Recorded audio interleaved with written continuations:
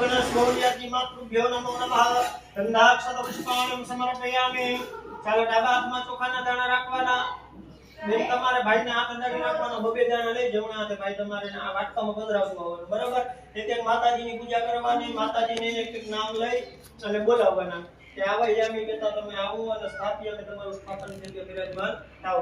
ઓમ રીમ ગણેશાય નમઃ વૈયામી સ્થાપયામી, ગૌરીય નમઃ વૈયામી સ્થાપયામી, પદ્માય નમઃ વૈયામી સ્થાપયામી, सत्ये नमः वैयामि स्थापयामि, मेधाय नमः वैयामि स्थापयामि, सावित्रे नमः वैयामि स्थापयामि, विजयाय नमः वैयामि स्थापयामि, जयाय नमः वैयामि स्थापयामि, देवसेनाय नमः वैयामि स्थापयामि, स्वधाय नमः वैयामि स्थापयामि, स्वाहाय नमः वैयामि स्थापयामि, मातृभ्यो नमः वैयामि स्थापयामि, लोकमातृभ्यो नमः वैयामि स्थापयामि, नृत्यै नमः वैयामि स्थापयामि, पुष्ट्यै नमः वैयामि स्थापयामि।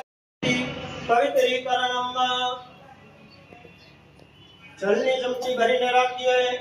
ओम भूर्भुवः स्वः अतराद्य महामांगल्य भरप्रथमा सप्तमे मासे कृतस्य कर्मणः संगता सिद्धिर्दैः। भूर्भुवः स्वः नंदिन्यादि मंडप मातृकानां पूजन अर्चन कर्म वाक्काમાં પધરાવીએ મહાંકારેશીએ। ચમચી રાખી દઈએ।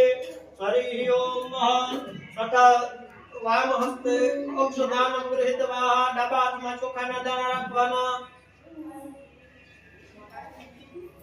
જમણા હાથે જે ખૂણો બતાવું એ ખૂણામાં જમણા હાથે બે દાણા લઈ અને છાંટવાના। આજે આપણે આ યજ્ઞ કરવા બેઠા આપણો યજ્ઞ મંડપ કહેવાય। યજ્ઞ મંડપના ચાર ખૂણાની અંદર ચાર માતાજીનો વાસ હોય। ચાર જે થાંભલા હોય ને આપણે મંડપના એ ચાર થાંભલાની અંદર ચાર માતાજીનો વાસ હોય। તો એ માતાજીની પૂજા કરવાની, એ ચારે ખૂણામાંથી આપણી રક્ષા કરે। हरि ओम ओम